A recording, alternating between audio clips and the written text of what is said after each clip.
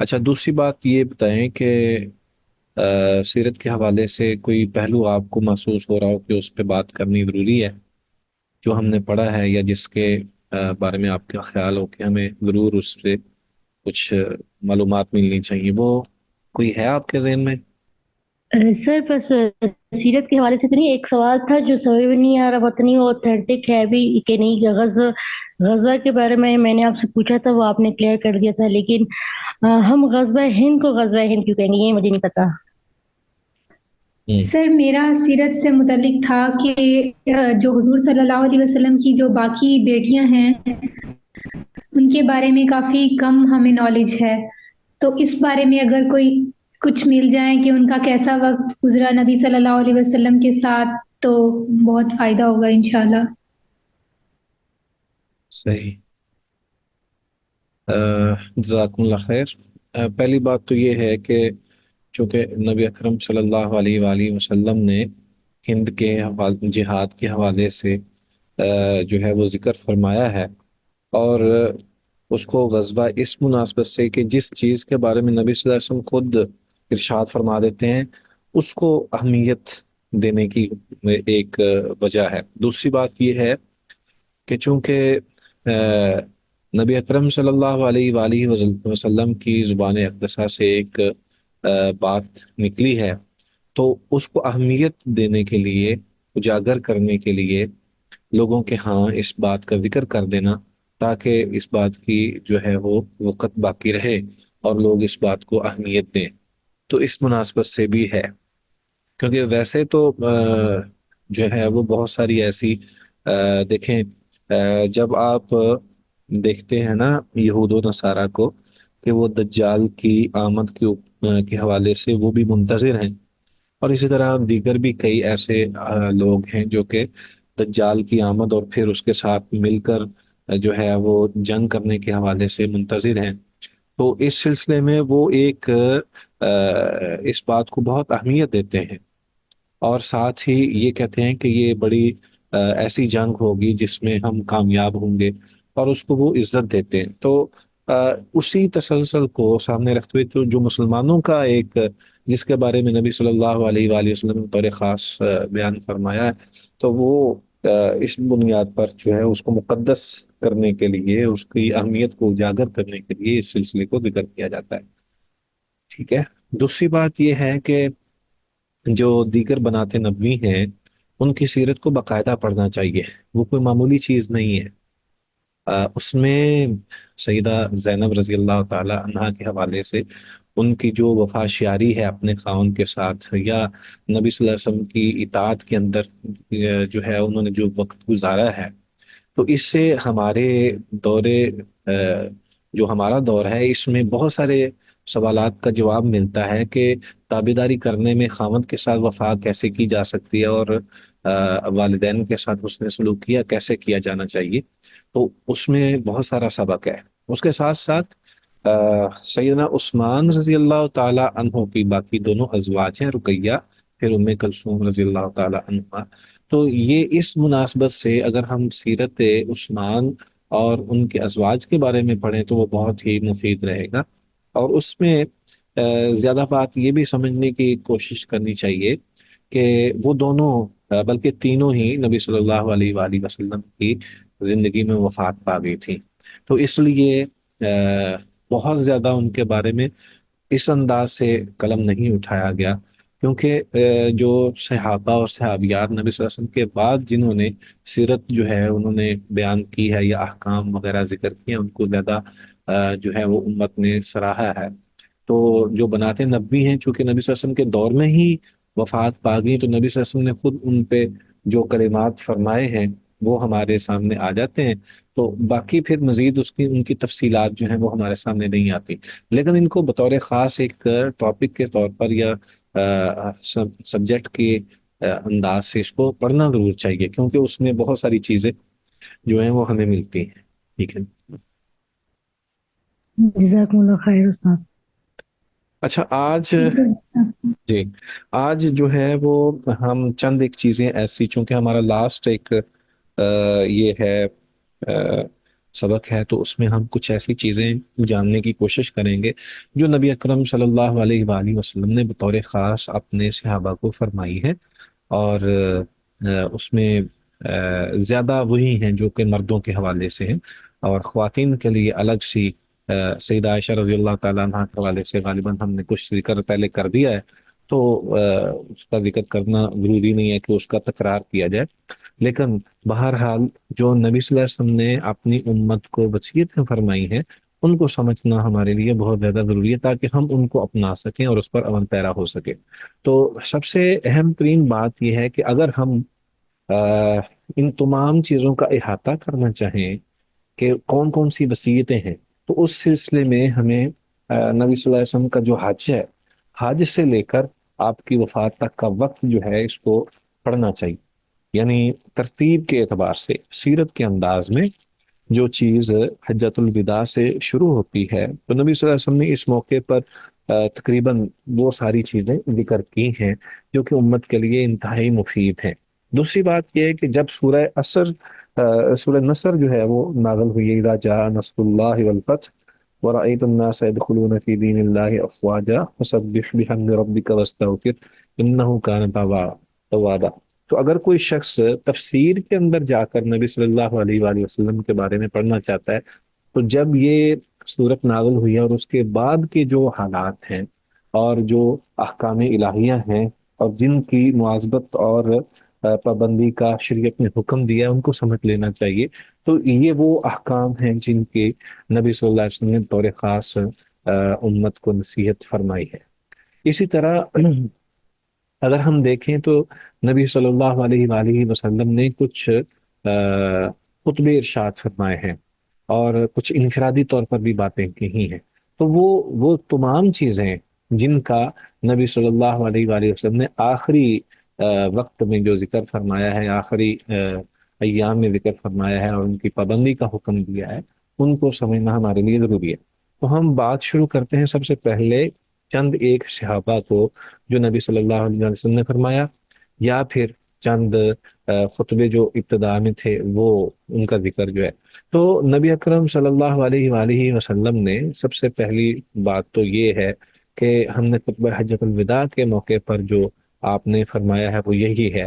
کہ میں تم میں دو چیزوں کو چھوڑ چلا ہوں، اگر تم ان پر کاربند رہو گے تو تم گمراہ نہیں ہوگے، ایک اللہ کی کتاب اور دوسری میری سنت۔ تو یہ بنیاد ہے۔ اب اس پر عمل کرنا، یعنی اللہ اور اس کے رسول کے احکام، یعنی قرآن و سنت کو سمجھنا پڑھنا، یہ سب سے اہم، یہ مجمل ایک ایسی وصیت ہے کہ اس کے اندر سب کچھ ہی شامل ہو جاتا ہے، ساری چیزیں اس میں ہی آ جاتی ہیں۔ لیکن اس کے باوجود نبی اکرم صلی اللہ علیہ وآلہ وسلم نے جو احکام بیان کیے ہیں ان کا ذکر کرنا بھی ضروری ہے۔ تو سب سے پہلی وصیت جسے ہم کہہ سکتے ہیں کہ سیدنا عمر فاروق رضی اللہ تعالی عنہ کے الفاظ پر مبنی تھی کہ سیدنا عمر فاروق نے کہا کہ حسبنا کتاب اللہ، کہ ہمیں اللہ کی کتاب کافی ہے، اور اسی بات کو نبی صلی اللہ علیہ وسلم نے دہرایا تھا۔ چنانچہ بخاری میں اس حوالے سے موجود ہے کہ عبداللہ بن ابی اوفا رضی اللہ تعالی عنہ سے پوچھا گیا کہ کیا نبی صلی اللہ علیہ وآلہ وسلم نے کوئی وصیت فرمائی ہے؟ تو انہوں نے کہا کہ میں نے تو انہوں نے کہا کہ نہیں۔ تو انہوں نے پھر پوچھا کہ لوگوں پر کیسے فرض ہو گیا کہ وہ وصیت کریں، یا انہیں کیسے امر دیا گیا تھا؟ تو عبداللہ بن اوفا رضی اللہ تعالی عنہ نے کہا کہ آپ صلی اللہ علیہ وسلم نے ہمیں جو وصیت فرمائی تھی وہ یہ تھی، اللہ کی کتاب کو قائم رکھنا، اللہ کی کتاب کو قائم رکھنا۔ یہ جو ہے اس کا مطلب، اللہ کی کتاب کو قائم رکھنے کا مطلب یہ ہے کہ اللہ کے نافذ کردہ احکام یعنی شریعت محمدی کو قائم رکھنا۔ اب اس کا مطلب ایک اور بھی ہے کہ وہ حکومت ہو یا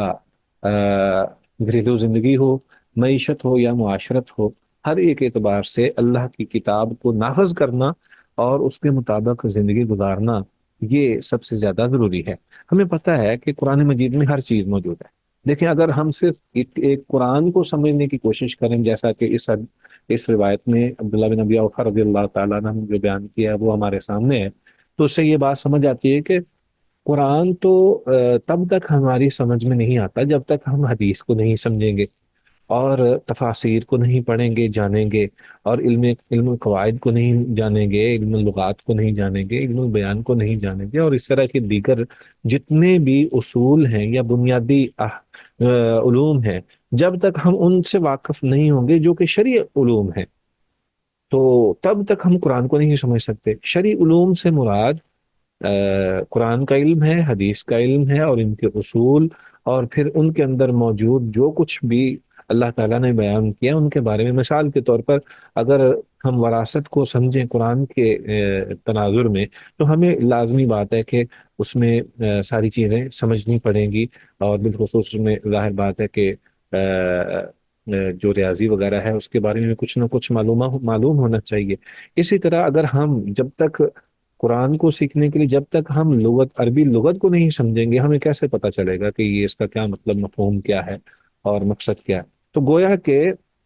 اللہ تبارک و تعالیٰ نے کچھ آیات جو ہیں وہ ناسخ کی ہیں، کچھ منسوخ کی ہیں، کچھ یعنی محکم ہیں۔ وہ تمام چیزوں کو جاننا کس انداز سے جانیں گے، ہمیں کیسے پتہ چلے گا؟ تو احادیث کے ذریعے ہمیں پتہ چلے گا۔ تو اس میں یہ ساری چیزیں شامل ہیں۔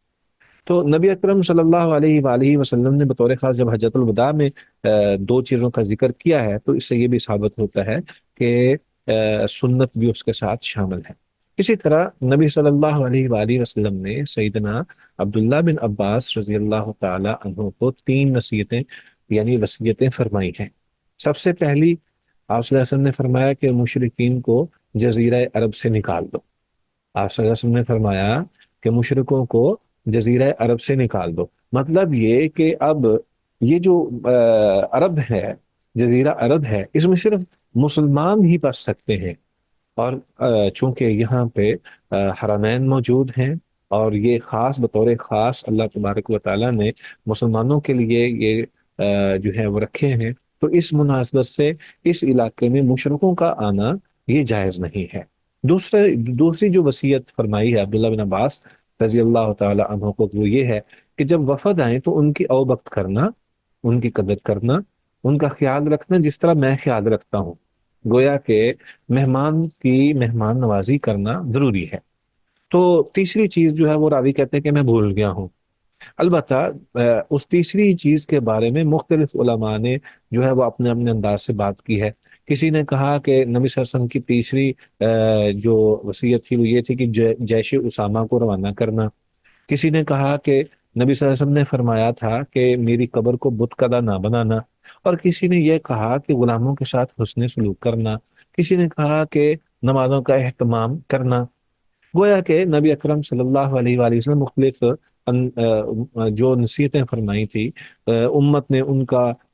جو ہے وہ خیال رکھتے ہوئے یہ کہہ دیا کہ شاید یہ کہا، شاید یہ کہا، جیسا کہ اس میں ایک یہ بھی ہے کہ نبی اکرم صلی اللہ علیہ وسلم نے سیدنا ابو بکر صدیق رضی اللہ تعالیٰ عنہ کی امارت و خلافت کے حوالے سے خاموشی اختیار کر لی تھی، جو کہ آپ نے فرمانا تھا۔ تو ہو سکتا ہے کہ وہ بات تیسری ہو جو کہ عبداللہ بن عباس رضی اللہ تعالیٰ عنہ بھول گئے۔ تو اسی طرح نبی اکرم صلی اللہ علیہ وآلہ وسلم نے جو وصیتیں فرمائی ہیں حضرت عبداللہ بن عباس کو، وہ بہت ہی واضح ہے۔ ایک اور سیدنا علی رضی اللہ تعالیٰ عنہ کو بھی وصیت فرمائی۔ سیدنا علی رضی اللہ تعالیٰ عنہ کو جو نصیحت اور وصیت فرمائی ہے، اس میں یہ کہا ہے کہ میں تمہیں نماز، زکوٰۃ کی ادائیگی اور غلاموں کے حوالے سے وصیت کرتا ہوں۔ یہ مسند احمد کے اندر ہے کہ میں تمہیں نماز ادا کرنے، نماز قائم کرنے، زکوٰۃ ادا کرنے اور غلاموں کے ساتھ حسن سلوک کی وصیت کرتا ہوں۔ تو اس سے یہ ثابت ہوتا ہے کہ یہ چیزیں بھی اہمیت کی ہیں۔ اسی طرح نبی صلی اللہ علیہ وسلم نے سیدنا ابو سعید خدری رضی اللہ تعالیٰ عنہ کی وصیت فرمائی تھی۔ آپ صلی اللہ علیہ وسلم نے فرمایا کہ میں تجھے اللہ کے تقوی کی وصیت کرتا ہوں کہ یہ اچھے کام کا سردار ہے، یعنی تقوی اختیار کرنا یہ سب سے اہم ہے۔ پھر فرمایا کہ جہاد کو قائم کرنا یہ اسلام کی رہبانیت ہے۔ تم اللہ کے ذکر کو تلاوت قرآن مجید کے ساتھ لازم رکھو، کیونکہ یہ آسمان میں تیرے لیے رحمت ہے اور زمین میں تیرے لیے یادگیری ہے۔ یعنی جس وقت انسان قرآن مجید کی تلاوت کرتا ہے تو اس کا ذکر جو ہے وہ آسمان میں بھی ہوتا ہے، اور زمین کے اوپر جہاں جہاں وہ پڑھتا ہے اس کے ارد گرد کی ساری چیزیں جو ہیں وہ اس کو یاد رکھتی ہیں، اور وہ اس کے لیے دعائیاں بنتی ہیں۔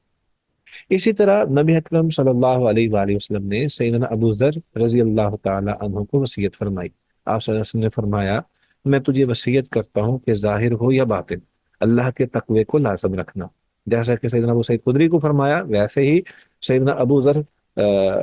ذر رضی اللہ تعالی عنہ کو یہ بھی حکم دیا کہ ظاہر و باطن میں اللہ تعالیٰ سے ڈرتے رہنا۔ اگر برائی کر بیٹھو تو نیکی کرنا، یہ نبی صلی اللہ علیہ وسلم نے فرمایا کہ اگر برائی کر بیٹھو تو نیکی کرنا۔ پھر فرمایا کسی سے کچھ نہ مانگنا، کسی کی امانت نہ لینا، اور دو آدمیوں کے درمیان قاضی نہ بننا۔ یہ بڑا اہم مسئلہ ہے۔ یہ بطور خاص نبی صلی اللہ علیہ وسلم نے سیدنا ابو ذر غفاری رضی اللہ تعالی عنہ کو یہ فرمایا تھا کہ کسی کے درمیان فیصلہ نہ کرنا اور امانت نہ لینا۔ تو یہ مختلف انداز ہے۔ اسی طرح نبی اکرم صلی اللہ علیہ وآلہ وسلم نے ابو ذر رضی اللہ تعالیٰ عنہ کو جو فرمایا تھا، ان میں ایک بات یہ بھی تھی کہ اپنا اخلاق اچھا رکھنا اور خاموشی کو لازم رکھنا، یعنی ہر وقت باتیں نہیں کرنی چاہیے۔ لمبی خاموشی جو ہے یہاں مقصود ہے کہ انسان کو اپنی زبان چلاتے نہیں رہنا چاہیے ہر وقت، بلکہ اس کو خاموشی اختیار کرتے رہنا چاہیے، اللہ کے ذکر کے ساتھ مشغول رہے اور خاموشی اختیار کرے۔ اور فرمایا کہ میری لمبی خاموشی رکھنا، مخلوقات کو اس سے بہتر کوئی جمال نہیں مل سکتا۔ تو نبی اکرم صلی اللہ علیہ وسلم نے ساتھ ہی یہ بھی فرمایا کہ یہ جو اعمال ہیں یہ بدن پر تو بڑے ہلکے ہیں لیکن میزان میں یہ بڑے بھاری ہیں۔ اسی طرح نبی اکرم صلی اللہ علیہ وآلہ وسلم نے سیدنا معاذ بن جبل رضی اللہ تعالی عنہ کو دو تین باتیں بیان فرمائی۔ آپ صلی اللہ علیہ وسلم نے فرمایا کہ اے معاذ، بات سچی کرنا اور پڑوسیوں کے حقوق کا خیال رکھنا۔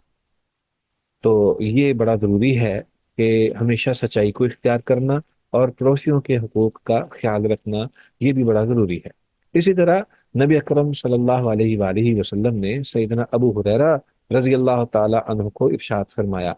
آپ صلی اللہ علیہ وسلم نے فرمایا کہ جمعہ کے روز غسل کر کے جلدی مسجد میں چلے جانا، جہاں نماز جمعہ ہوتی ہو وہاں جانا، نہ لغو کرنا اور نہ بے دھیان رہنا، ہر ماہ کے 3 روزے رکھنا، یہ ساری عمر کے روزے بن جائیں گے۔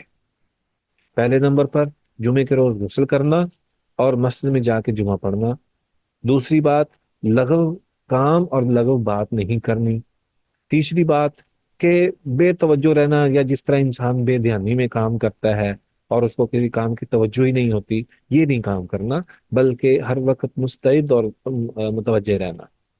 دین کی طرف انسان کا جو ہے رجحان ہمیشہ رہنا چاہیے۔ اسی طرح فرمایا کہ ہر مہینے 3 روزے رکھنا، یہ ساری عمر کے روزے بن جائیں گے۔ پھر فرمایا کہ سونے سے پہلے وتر پڑھ کر سونا، خواہ ساری رات تہجد بھی پڑھے، پھر بھی فجر کی رکعت نہ چھوڑنا۔ گویا کہ ایک تو وتر نہیں چھوڑنا اور سونے سے پہلے، یہ اس لیے کہا گیا کیونکہ بعض اوقات انسان جب ایک بار ایک شخص کے بارے میں اس کو اندازہ ہو جائے کہ یہ جب سو جاتا ہے تو اس کے لیے جاگنا محال ہے، تو ایسے شخص کو نبی اکرم صلی اللہ علیہ وسلم نے حضرت عبداللہ بن عمر رضی اللہ تعالیٰ عنہ کو بھی یہی وصیت فرمائی تھی، اور یہاں حضرت ابو ہریرہ رضی اللہ تعالیٰ عنہ کو بھی یہی کہا کہ وتر جو ہے وہ پڑھ کر سونا ہے، اور ساتھ ہی یہ فرمایا کہ فجر کی رکعتیں نہیں چھوڑنی، بے شک ساری رات تہجد پڑھو، کیونکہ ان میں بڑی مرغوبات چیزیں ہیں۔ یہ نبی اکرم صلی اللہ علیہ وآلہ وسلم نے حضرت ابو ہریرہ رضی اللہ تعالیٰ عنہ کو فرمایا تھا۔ اسی طرح ایک اور وصیت بھی ہے کہ آپ صلی اللہ علیہ وآلہ وسلم نماز فجر کے بعد آپ صلی اللہ علیہ وسلم نے واز فرمایا، وہ واز جو ہے نہایت بلیغ تھا اور اس سے آنکھوں سے آنسو جاری ہو گئے، دل ڈر گئے۔ ایک آدمی نے نبی صلی اللہ علیہ وسلم سے عرض کی کہ لگتا ہے الوداعی، ایک آدمی نے نبی صلی اللہ علیہ وسلم کے حوالے سے بات کی کہ لگتا ہے کہ الوداعی خطاب ہے، تو آپ ہمیں فرمائیں۔ یہ روایت سیدنا ارباز بن ساریہ رضی اللہ تعالی عنہ سے مروی ہے۔ تو آپ صلی اللہ علیہ وسلم نے فرمایا کہ میں تمہیں اللہ تعالیٰ کے تقوی کی وصیت کرتا ہوں، میں تمہیں اللہ تعالیٰ کے تقوی کی وصیت کرتا ہوں، اور یہ کہ سنو اور تابعداری کرو، خواہ ایک حبشی غلام تمہارا امیر بن جائے، کیونکہ تم میں سے جو شخص زندہ رہ جائے گا وہ بڑے اختلاف دیکھے گا، اور ان اختلاف سے بچنے کا طریقہ کیا ہے وہ بھی بتا دیا۔ فرمایا نئے نئے کاموں سے اپنے آپ کو اور نئے کاموں کو اپنے آپ سے بچاؤ، یعنی ایک تو خود نئے نئے کام نہیں کرنے، اور دوسرا یہ کہ جو نئے کام ہیں ان کو اپنے قریب نہیں آنے دینا، کیونکہ فرمایا کہ یہ گمراہی ہے۔ جو تم سے ان گمراہیوں کو پالے، یعنی ان چیزوں کو دیکھ لے، تو تمہیں چاہیے کہ میری سنت اور خلفائے راشدین کی سنت کو مضبوطی سے تھام لے۔ یہ وہ راشدین ہیں جو کہ ہدایت یافتہ ہیں، اور فرمایا کہ عقل کی داڑھوں کے ساتھ ان پر مضبوطی سے جو ہے وہ اس کو تھام لینا۔ تو یہ نبی اکرم صلی اللہ علیہ وآلہ وسلم نے فجر کی نماز کے بعد جو واز فرمایا تھا اس میں اس بات کا ذکر فرمایا ہے۔ سب سے پہلی بات اس میں تقوی کی ہی ہے، جیسے حضرت ابو ہریرہ کو فرمایا اور جس طرح سیدنا ابو سعید خدری رضی اللہ تعالی عنہ کو ارشاد فرمایا، وہ بھی یہی ہے۔ اسی طرح اس میں جو ہم نے آخر میں جو بات پڑھی ہے اس میں ایک بات، کچھ چیزیں جو ہیں ان میں اضافے بھی ہیں کہ نبی صلی اللہ علیہ وآلہ وسلم نے فرمایا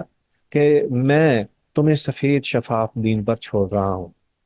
ترکتکم علی البیضاء لیلھا کنہارھا،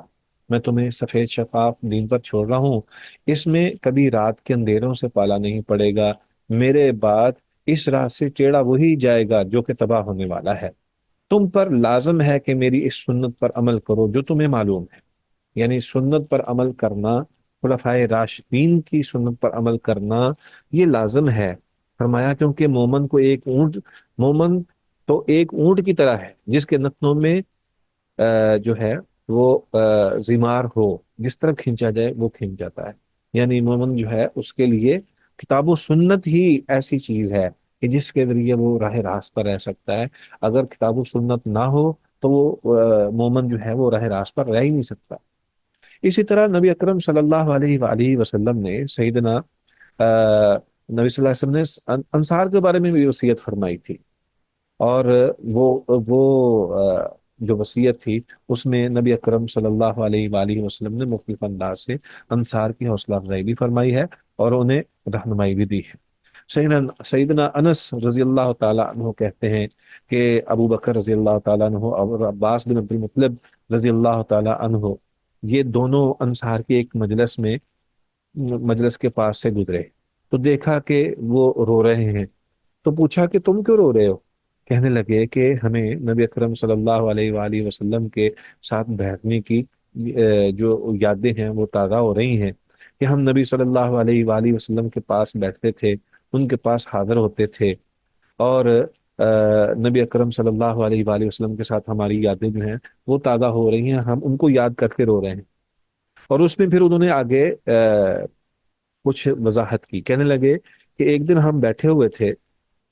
آپ صلی اللہ علیہ وسلم کو اطلاع دی تو نبی صلی اللہ علیہ وآلہ وسلم اسی حالت میں باہر نکلے کہ آپ نے اپنے سر پر چادر کا کنارہ پٹی کی شکل میں باندھ رکھا تھا اور شاید باقی چادر اوڑھے ہوئے تھے، جیسا کہ دوسری روایت میں اس حوالے سے معلوم ہوتا ہے۔ ٹھیک ہے، تو نبی اکرم صلی اللہ علیہ وآلہ وسلم آئے تو آپ ممبر پر تشریف لے گئے۔ اس کے بعد نبی صلی اللہ علیہ وآلہ وسلم ممبر پر نہیں چڑھے، آپ صلی اللہ علیہ وسلم نے اللہ کی تعریف بیان کی اور اس کی ثنا پڑھی، پھر فرمایا کہ میں تمہیں انصار کے بارے میں وصیت کرتا ہوں کیونکہ وہ میرا معدہ ہے اور میرے ساتھی ہیں اور میرا لباس ہے، انہوں نے اپنا فرض پورا کر دیا ہے اور ان کے حقوق باقی ہیں، ان کے احسان کرنے والے کے احسان کرنے والے ساتھی کے ساتھ حسن سلوک کرو اور ان کی نیکی کو قبول کرو، اور ان میں اگر کوئی غلطی کرنے والا حد سے تجاوز کر دے تو اس کو بھی معاف کر دو۔ تو عبداللہ بن عباس رضی اللہ تعالی عنہ جو ہیں وہ بھی اس حوالے سے یہی روایت جو ہے وہ بیان کرتے ہیں۔ اس کا مقصد یہ ہے کہ نبی اکرم صلی اللہ علیہ وآلہ وسلم نے انصار کے حوالے سے یہ وصیت فرمائی تھی کہ ان کا ہمارے اوپر احسان یہ ہے کہ انہوں نے ہمیں جگہ دی، مقام دیا، اور یہ ان کے ساتھ حسن سلوک کرنا یہ مہاجرین کے اوپر فرض ہے۔ گویا کہ مہاجرین کو وہ بنیادی طور پر وہ خلفاء کو یہ ارشاد فرما رہے تھے کہ انصار کے ساتھ حسن سلوک جو ہے وہ ضروری ہے۔ اسی طرح نبی اکرم صلی اللہ علیہ وآلہ وسلم نے سیدنا اسامہ بن زید رضی اللہ تعالی عنہ کے بارے میں وصیت فرمائی تھی کہ میں تمہیں اسامہ کے بارے میں وصیت کرتا ہوں کیونکہ وہ تمہارے نیک لوگوں میں سے ہے۔ اسامہ بن زید بن حارثہ یہ رضی اللہ تعالی عنہ یہ وہ صحابی رسول ہیں جنہیں نبی اکرم صلی اللہ علیہ وآلہ وسلم بڑا پیار فرمایا کرتے تھے۔ حضرت زید کو تو آپ نے متبنہ بنایا تھا اور بعد میں پھر جو ہے وہ ان کو جو ہے اللہ تعالیٰ کے حکم سے وہ علیحدہ کر دیا، اور اسامہ کے ساتھ بھی نبی صلی اللہ علیہ وآلہ وسلم بڑی محبت فرمایا کرتے تھے۔ اسی طرح نبی اکرم صلی اللہ علیہ وآلہ وسلم نے جو وصیت فرمائی اس میں ایک بات یہ ہے کہ مرد اور عورت جو ہے وہ کوئی بھی علیحدہ نہ ہو، اور فرمایا کہ اگر کوئی بھی مرد کسی عورت کے ساتھ علیحدہ ہوتا ہے تو تیسرا اس کے ساتھ شیطان ہو جاتا ہے۔ تو اس لیے نبی اکرم صلی اللہ علیہ وسلم نے فرمایا کہ کوئی مرد کسی عورت غیر محرم عورت کے ساتھ الگ نہ ہو۔ اسی طرح نبی اکرم صلی اللہ علیہ وسلم نے فرمایا کہ مسلمانوں کی جماعت کو لازم رکھو اور تفرقہ بازی سے اپنے آپ کو اور اپنے آپ کو تفرقہ بازی سے بچاؤ، کیونکہ شیطان ایک کے ساتھ جب ہوتا ہے تو دوسرے کے آنے پر ذرا دور ہو جاتا ہے، اور جو شخص جنت کے درمیان والی جگہ کو حاصل کرنا چاہتا ہے اسے چاہیے کہ وہ جماعت کو لازم پڑے، یعنی مسلمانوں کا جو جہاں پہ اتفاق ہے، جس بات پر تمام مسلمان متفق ہیں، اور مسلمان جہاں پر ایک دوسرے کی معاونت کرتے ہیں اور محبت کرتے ہیں اور اجماع جن جن باتوں پہ رکھتے ہیں، ان چیزوں کو اختیار کرنا یہ ایسی چیز ہے کہ جو کہ جنت کے اعلیٰ درجات میں سے اس کو نصیب ہوگا۔ تو اسی طرح نبی اکرم صلی اللہ علیہ وآلہ وسلم نے جو ہے وہ ارشاد فرمایا کہ آپ صلی اللہ علیہ وسلم نے فرمایا ان لوگوں کو جو علم حاصل کرنے والے ہیں، سیدنا ابو سعید خدری رضی اللہ تعالی عنہ سے روایت ہے،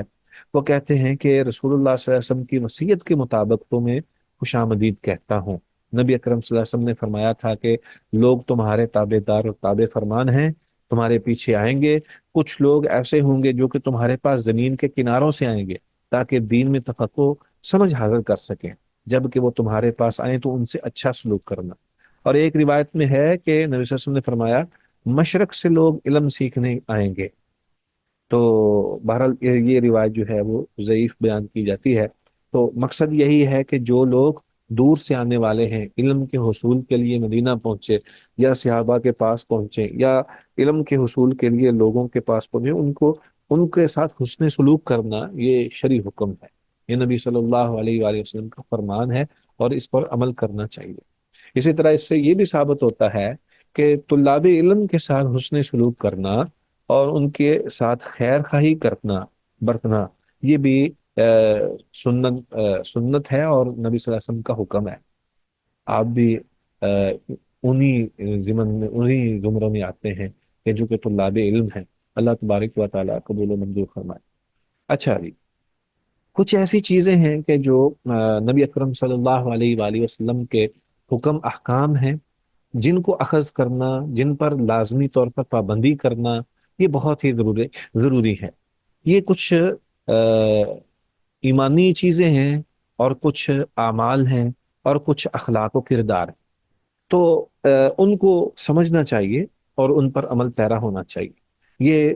در حقیقت نبی اکرم صلی اللہ علیہ وآلہ وسلم نے اپنی امت کو یہ باتیں بھی سکھائی ہیں اور سمجھائی ہیں۔ سب سے پہلی بات، 5 چیزیں کون سی ہیں جس پر ایمان لانا اللہ کے نبی نے حکم دیا ہے؟ ان میں اللہ کے ساتھ ایمان لانا، فرشتوں پر ایمان لانا، اللہ کی کتابوں پر ایمان لانا، اللہ کے رسولوں پر ایمان لانا اور تقدیر پر ایمان لانا۔ یہ ہم جانتے ہیں کہ اس کو ایمانیات کہا جاتا ہے، اور اس کے مطابق ہمارے لیے یہ لازم ہے کہ ہم ان تمام چیزوں پر ایمان لائیں۔ اسی طرح نبی اکرم صلی اللہ علیہ وآلہ وسلم نے جو 5 چیزیں جو ہیں وہ بیان فرمائی ہیں، جن کو ہم ارکان اسلام کہتے ہیں، ان میں سب سے پہلی کہ اس بات کی گواہی دینا کہ اللہ وحدہ لا شریک ہے اور رسول اللہ صلی اللہ علیہ وآلہ وسلم اللہ کے آخری نبی اور پیغمبر رسول ہیں۔ دوسری بات، نماز کی ادائیگی اور فرض زکوٰۃ ادا کرنا، رمضان کے روزے رکھنا، بیت اللہ کا حج کرنا، یہ چیزیں ہیں جو کہ جن پر عمل کرنا ہر صورت میں لازم ہے۔ اسی طرح نبی اکرم صلی اللہ علیہ وآلہ وسلم نے کچھ آداب کے حوالے سے ذکر فرمایا ہے کہ ایسے آداب جو ہیں ان پر عمل کرنا یہ ضروری ہے، اور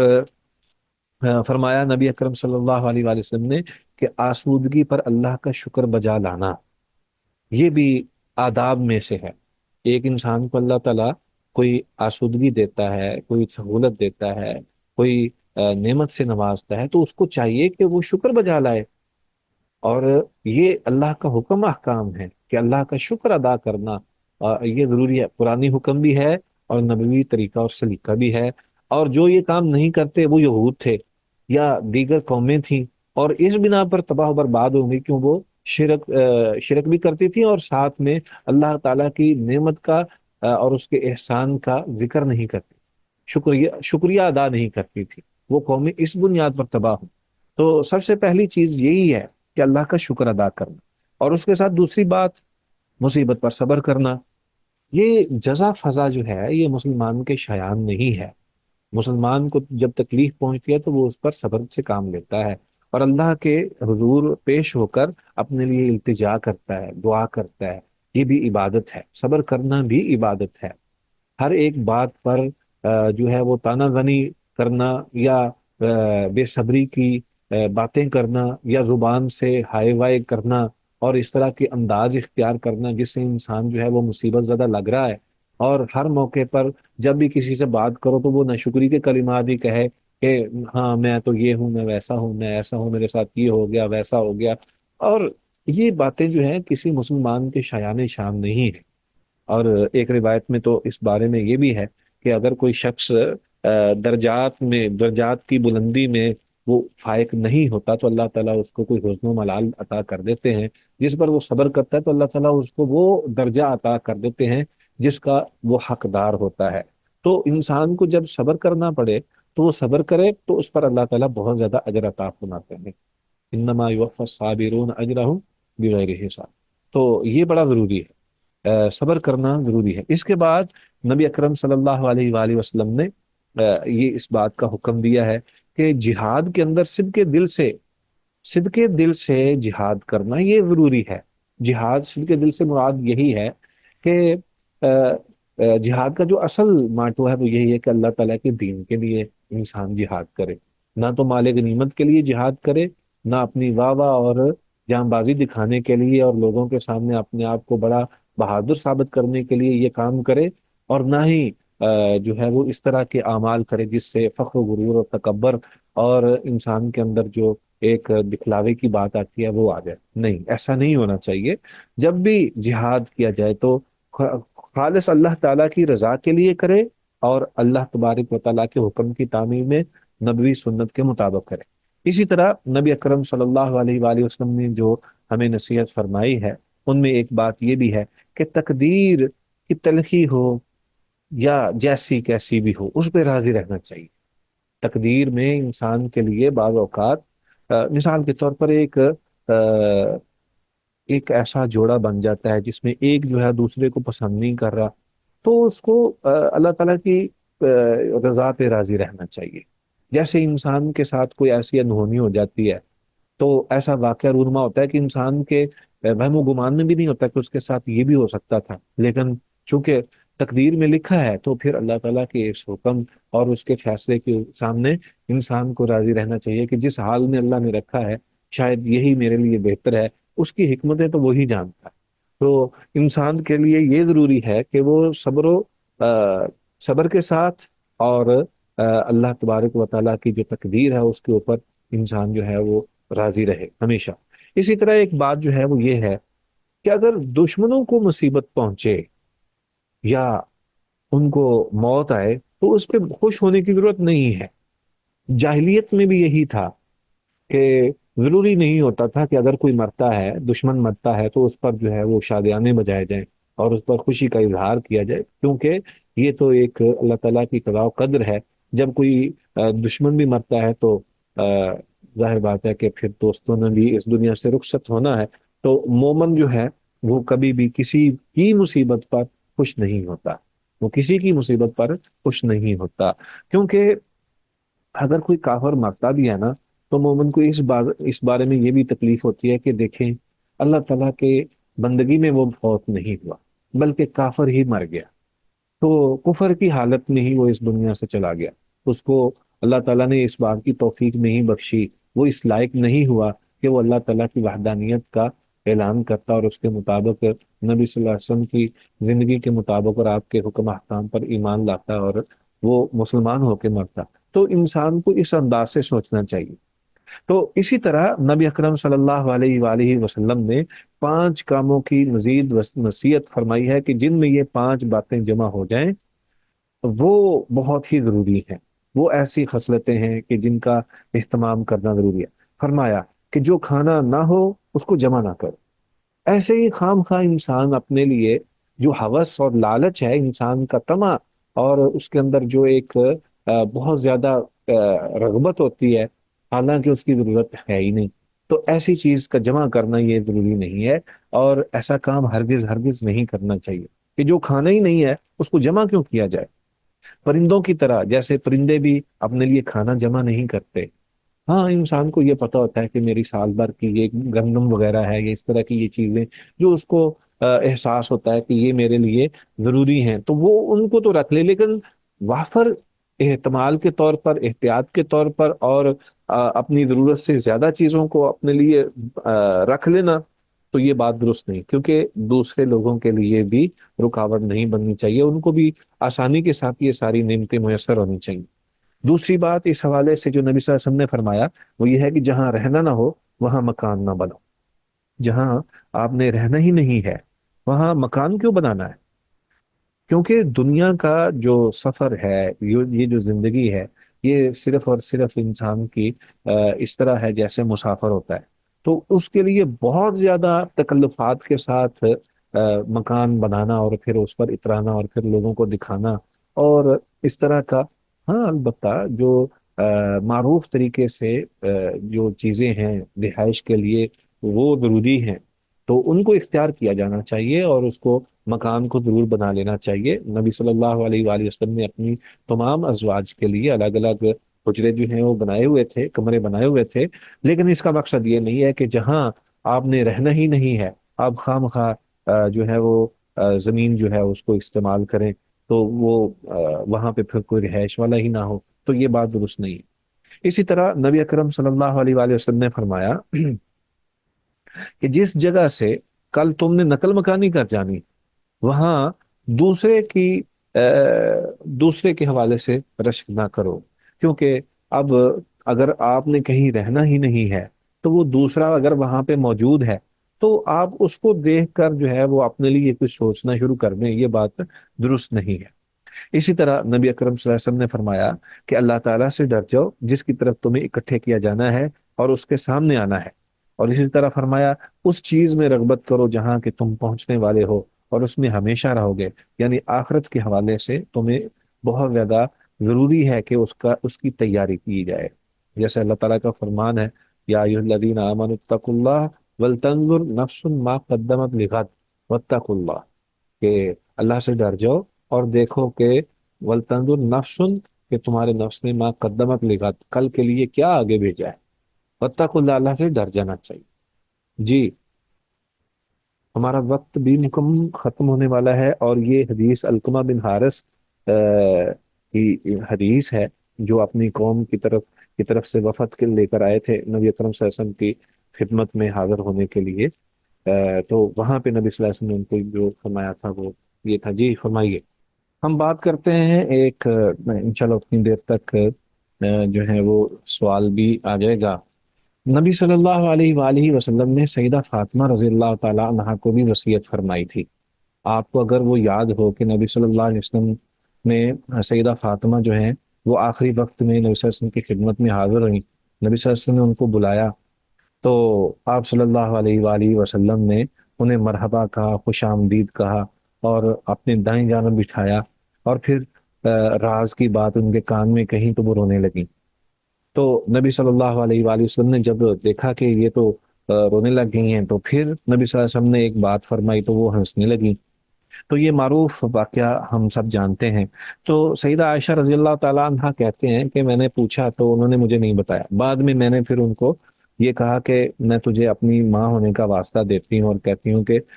تو مجھے بتا دے کہ نبی صلی اللہ علیہ وسلم نے کیا کہا تھا۔ تو انہوں نے کہا کہ مجھے جب پہلی دفعہ نبی صلی اللہ علیہ وسلم نے سرگوشی کی تھی تو انہوں نے مجھے بتایا تھا کہ جبریل میرے ساتھ قرآن مجید کا سال جو ہے ایک دفعہ دور کرتے تھے، لیکن اس سال جبریل نے 2 دفعہ میرے ساتھ قرآن مجید کا دور کیا ہے، اور میں سمجھتا ہوں کہ میری موت آ گئی ہے اور قریب ہے، تو تم اللہ سے ڈر کر رہنا اور صبر سے کام لینا، کیونکہ میں تمہارے لیے بہتر پیش رو ہوں۔ تو یہ پہلی بات جو ہے نبی صلی اللہ علیہ وآلہ وسلم نے ان کو فرمائی، تو اس بنیاد پر حضرت فاطمہ جو ہیں وہ رونے لگیں۔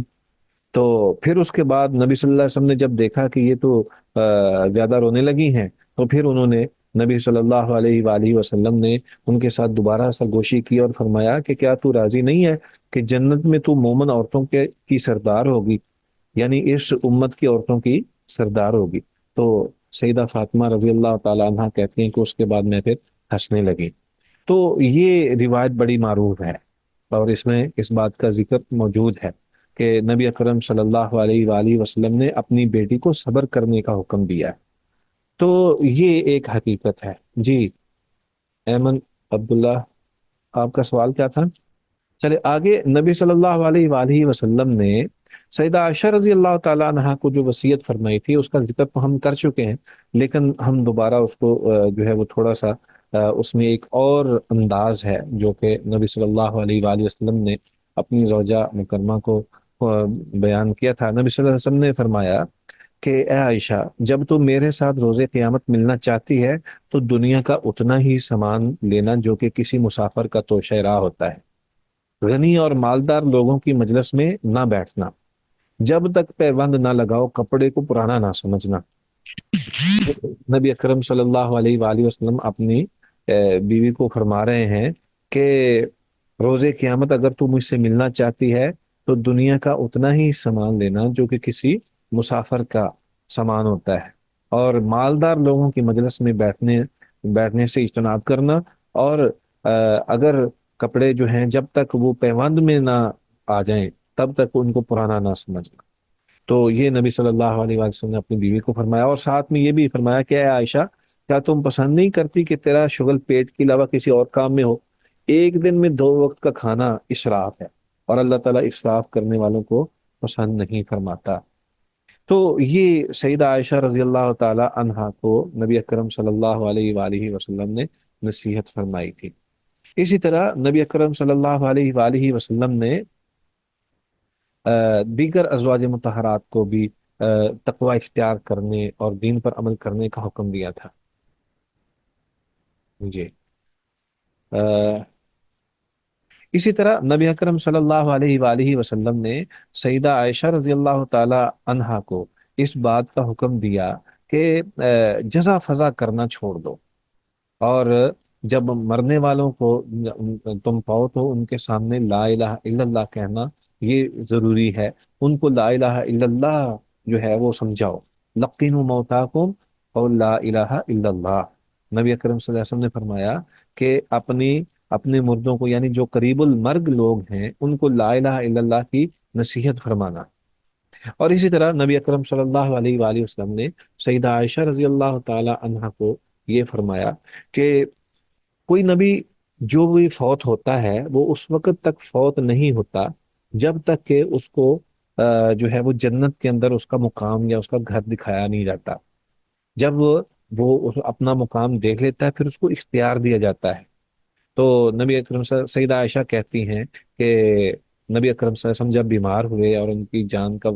جو آخری وقت ہے وہ آنے والا تھا، تو ان کا سر جو ہے وہ میری دان پر تھا، آپ پر غشی طاری ہو گئی اور افاقہ ہوا، تو آپ صلی اللہ علیہ وآلہ وسلم کی آنکھ جو ہے وہ گھر کی چھت کی طرف بلند ہوئی، تو آپ صلی اللہ علیہ وسلم نے فرمایا اللہم برفیق الاعلیٰ، اللہم برفیق الاعلیٰ، کہ اے اللہ بلند مرتبہ ساتھیوں میں مجھے لے جائیں۔ تو مجھے اس بات کی سمجھ آ گئی کہ اب نبی اکرم صلی اللہ علیہ وآلہ وسلم نے آخرت کو چن لیا ہے، اور آپ کا وقت جو ہے وہ قریب ہے، کیونکہ نبی اکرم صلی اللہ علیہ وآلہ وسلم یہی کچھ تو ہمیں بھی سمجھاتے تھے، اور یہ بات جو ہے وہ نبی اکرم صلی اللہ علیہ وسلم جو ہے وہ بتاتے تھے۔ اسی طرح نبی اکرم صلی اللہ علیہ وآلہ وسلم نے یہ بھی حکم دیا ہے کہ تم اس کے بعد ان قریب تم فتنے دیکھو گے۔ تو سیدنا حذیفہ بن یمان رضی اللہ تعالی عنہ، وہ ان کے حوالے سے آتا ہے کہ ان کو سب سے زیادہ فتنوں کا علم دیا گیا تھا، اور نبی اکرم صلی اللہ علیہ وآلہ وسلم نے اس بات کا ذکر کیا تھا کہ ان قریب تم فتنے دیکھو گے تو تم کتاب اللہ اور سنت رسول کے ساتھ جڑے رہنا، اور اس کے ذریعے تم جو ہے ان فتنوں سے محفوظ رہ پاؤ گے۔ اور اسی طرح یہ بھی فرمایا کہ اگر فتنوں کا دور ہو تو گھر کے اندر جو ہے وہ رہنا، یہ جو ہے یہ بھی ضروری ہے کہ بلا وجہ بازاروں کے اندر جانا اور اس طرح کی بغیر کسی وجہ سے لوگوں کے اندر گھومنا پھرنا اور وقت کو ضائع کرنا، یہ نبی اکرم صلی اللہ علیہ وآلہ وسلم نے اس سے بھی منع فرمایا ہے۔ تو مقصد یہی ہے کہ نبی اکرم صلی اللہ علیہ وآلہ وسلم نے جو آخری اوقات میں اپنی امت کو جس بات کا حکم دیا ہے وہ بہت ہی اہمیت کے حامل ہیں۔ ایک بات جو ہے وہ ہم ذکر کرتے ہیں اور اس کے بعد انشاءاللہ ہم اس کو مکمل کریں گے۔ ایک تو یہ کہ نبی اکرم صلی اللہ علیہ وآلہ وسلم نے سیدنا ابو بکر صدیق رضی اللہ تعالی عنہ کو جو ہے وہ اپنے بعد مقرر فرمایا۔ آپ نے متعدد مرتبہ، یہ آتا ہے کہ متعدد مرتبہ جو ہے وہ لکھنے کے لیے جو ہے وہ پیغام بھیجا کہ وصیت میں لکھ دوں، اور مقصد یہی تھا کہ ابو بکر رضی اللہ تعالی عنہ کی خلافت کے حوالے سے، حالانکہ سیدنا ابو بکر رضی اللہ تعالیٰ عنہ اس کا متمنی نہیں تھے۔ تو نبی صلی اللہ علیہ وسلم نے پھر اس کا انداز یہ تھا، نبی صلی اللہ علیہ وسلم کے حکم کا انداز یہ تھا کہ آپ نے فرمایا تھا کہ میرے مصلے پر ابو بکر کو کھڑا کرو۔ سیدہ عائشہ رضی اللہ تعالیٰ عنہ نے ایک دفعہ اس بات پر اصرار کیا اور کہنے لگی کہ اللہ کے نبی، ابو بکر جو ہیں وہ بڑے رحم دل ہیں، وہ آپ کے مصلے پر اس حالت میں ان کے لیے کھڑا ہونا بہت ہی محال ہوگا۔ تو نبی اکرم صلی اللہ علیہ وآلہ وسلم نے فرمایا کہ نہیں، میں تمہیں کہتا ہوں کہ تو ابو بکر کو کہو کہ وہ مصلے پر میری جگہ پر کھڑا ہو۔ اسی طرح ایک عورت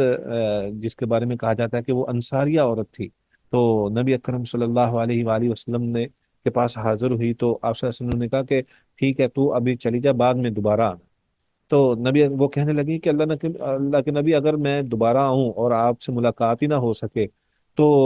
پھر میں کیا کروں؟ تو آپ صلی اللہ علیہ وسلم نے فرمایا کہ اگر تو مجھے نہ پا سکے تو ابو بکر کے پاس آ جانا۔ تو اس سے یہ ثابت ہوتا ہے کہ سیدنا ابو بکر صدیق رضی اللہ تعالی عنہ کی جو ہے وہ خلافت کے حوالے سے نبی صلی اللہ علیہ وسلم اعلان فرما رہے تھے۔ تو یہ کچھ چند ایک چیزیں ہیں جن کا ذکر ہم نے کیا ہے، اور اس میں نبی اکرم صلی اللہ علیہ وآلہ وسلم نے جو زیادہ تر ہمیں حکم دیا ہے، ایک تو وہ واقعہ بھی ہمیں ہمارے سامنے رہنا چاہیے، چیزیں تو بہت ہیں، باتیں بھی بہت ہیں اور وصایا بھی ہیں۔ تو نبی صلی اللہ علیہ وآلہ وسلم نے حوض پر ملنے کے حوالے سے اپنی امت کو جو بتایا ہے وہ بڑی شاندار بات ہے، وہ ہم سب کے لیے بھی ہے کہ نبی اکرم صلی اللہ علیہ وآلہ وسلم نے جو ہے وہ اپنی ساری امت کے حوالے سے جو اعلان فرمایا ہے وہ یہی ہے کہ میری امت جو ہے وہ روز قیامت ان کے چہرے روشن ہوں گے اور ہاتھ پاؤں بھی چمک رہے ہوں گے، اور ان جیسا کوئی اور چمک نہیں رہا ہوگا۔ تو ان کو جو ہے وہ میرے سامنے وہ آئیں گے، حوض پر مجھے ملیں گے، اور آپ صلی اللہ علیہ وسلم نے یہ بھی فرمایا کہ حوض پر میرے ساتھ ملاقات کرنا، یعنی حوض پر میری تمہاری ملاقات ہوگی۔ مقصد یہی ہے کہ نبی اکرم صلی اللہ علیہ وآلہ وسلم جو ہیں وہ اپنی امت کو اس موقع پر، لیکن اس کے لیے ضروری ہے کہ آپ صلی اللہ علیہ وسلم کی تمام وصیتوں کو، بالخصوص قرآن و حدیث کو اپنانا، اختیار کرنا اور اسی پر ہی عمل کرنا اور استقامت کے ساتھ ڈٹے رہنا، یہ بڑا ضروری ہے۔ اور ایک موقع ایسا بھی آیا کہ سیدہ عائشہ رضی اللہ تعالی عنہا جو ہیں وہ نبی اکرم صلی اللہ علیہ وآلہ وسلم کے سامنے تھیں، تو نبی اکرم صلی اللہ علیہ وآلہ وسلم جو ہیں وہ اس موقع پر سیدہ عائشہ رونے لگی، تو آپ صلی اللہ علیہ وسلم نے پوچھا کہ کیوں روتی ہو؟ تو کہنے لگی میں آخرت کو یاد کرتی ہوں۔ تو آپ صلی اللہ علیہ وسلم نے فرمایا کہ اچھا ٹھیک ہے، تو پھر کہنے لگی کہ کیا آپ اپنے اہل عیال کو یاد کریں گے روز قیامت؟ آپ اپنے اہل و عیال کو یاد کریں، مقصد یہ تھا کہ آپ مجھے وہاں پہ یاد کریں گے؟ تو نبی صلی اللہ علیہ وسلم نے فرمایا کہ عائشہ، 3 مقامات ایسے ہیں کہ وہاں کسی کو کوئی یاد نہیں رکھے گا۔ اس میں پہلا مقام میزان کا موقع ہے کہ جب نیکیاں اور گناہ جو ہیں وہ تولے جائیں گے، وزن ہوگا، تو جب تک پتہ نہیں چلے گا کہ وہ نیکیوں کا پلڑا اس کا بھاری ہو رہا ہے تو اور اس کو یقین نہ ہو جائے، تب تک وہ کسی اور کو یاد نہیں کرے گا۔ دوسرا موقع جب کہ اعمال نامہ کس ہاتھ میں دیا جاتا ہے، دائیں ہاتھ میں یا بائیں ہاتھ میں، جب تک اس کو یہ نہیں کنفرم ہو جائے گا کہ اعمال نامہ جو ہے وہ مجھے دائیں ہاتھ میں مل رہا ہے، اس وقت تک وہ کسی دوسرے کو یاد نہیں کرے گا۔ اور تیسرا فرمایا، تیسرا موقع وہ ہے جو پل صراط سے گزرتے ہوئے جب جہنم کے دونوں کناروں پر جو ہے وہ صراط رکھا جائے گا، یعنی وہ پل ہوگا، تو ایسے 3 مواقع پر جو ہے نبی اکرم صلی اللہ علیہ وسلم نے فرمایا کہ کسی کو کوئی یاد نہیں رکھے گا۔ تو نبی اکرم صلی اللہ علیہ وآلہ وسلم نے یہ بھی فرمایا کہ اہل مدینہ کے حوالے سے اور اپنی امت کے حوالے سے فرمایا کہ تم میرے پاس پانی پینے آؤ گے، تمہارے چہرے، ہاتھ پاؤں اور سر بھی نور سے چمک رہے ہوں گے اور وضو سے تمہارے اعضاء چمک رہے ہوں گے۔ تو یہ نبی اکرم صلی اللہ علیہ وسلم نے اہل مدینہ کے لیے بھی فرمایا ہے اور اپنی ساری امت کے لیے بھی فرمایا ہے، اور آپ نے فرمایا کہ میں تمہارا حوض پر تمہارا انتظار کروں گا۔ اب تو میں اس دنیا سے رخصت ہو رہا ہوں، لیکن حوض پر تم سے پہلے پہنچ جاؤں گا اور تمہارا انتظار کروں گا۔ تو نبی اکرم صلی اللہ علیہ وآلہ وسلم نے جس طرح ہمیں فرمایا ہے اور جن جن باتوں کا حکم دیا ہے اور جن چیزوں سے ہمیں روکا ہے، ان تمام کا خیال رکھنا، اوامر و نواہی کے مطابق ہمیں اپنی زندگی گزارنی چاہیے۔ تو یہ سب سے اہم ترین چیز ہے۔ آخر میں یہ ہے کہ نبی صلی اللہ علیہ وسلم نے فرمایا کہ مبشرات نبوت میں سے صرف رؤیا صالحہ ہی باقی ہے، کہ جو مسلمان ایک صحیح خواب دیکھتا ہے، بس وہی جو ہے وہ بات درست ہے۔ کسی مسلمان کے حق میں کوئی اور دیکھتا ہے تو یہ دیکھ لینا کہ مجھے منع کر دیا گیا کہ بحالت رکوع قرآن مجید پڑھوں، اور اس طرح سجدے میں بھی قرآن پڑھنا ممنوع ہے، تو اس لیے رکوع کے اندر جو ہے وہ اللہ کی تعظیم کرو اور سجدے میں دعا کی پوری کوشش کرو، تو ممکن ہے تمہاری نماز جو ہے وہ قبول ہو جائے۔ اور یہ آخری وقت تھا جس میں نبی صلی اللہ علیہ وسلم کا سر بھی باندھا ہوا تھا، تو نبی صلی اللہ علیہ وسلم نے فرمایا کہ اے اللہ، کیا میں نے تبلیغ کر دی، تمہارا پیغام پہنچا دیا؟ کیا میں نے تمہاری دعوت پہنچانے کا حق ادا کر دیا؟ آپ صلی اللہ علیہ وسلم نے 3 دفعہ یہ فرمایا۔ تو نبی اکرم صلی اللہ علیہ وآلہ وسلم جو ہیں وہ اپنی امت کے حوالے سے بہت ہی زیادہ جو ہے وہ مجتہد رہے۔ آخری لمحات میں پھر غلاموں کے حوالے سے، عورتوں کے حوالے سے، نماز قائم کرنے کے حوالے سے، اور شرک سے بچنے کے حوالے سے، اور یہود و نصارہ کے طرز عمل اور طرز زندگی سے بچنے کے لیے نبی صلی اللہ علیہ وسلم نے جو احکام بیان فرمائے وہ بیان فرمائے۔ اللہ تعالی ہم سب کو نبی صلی اللہ علیہ وسلم کے تمام احکام پر عمل کرنے کی توفیق عطا فرمائے۔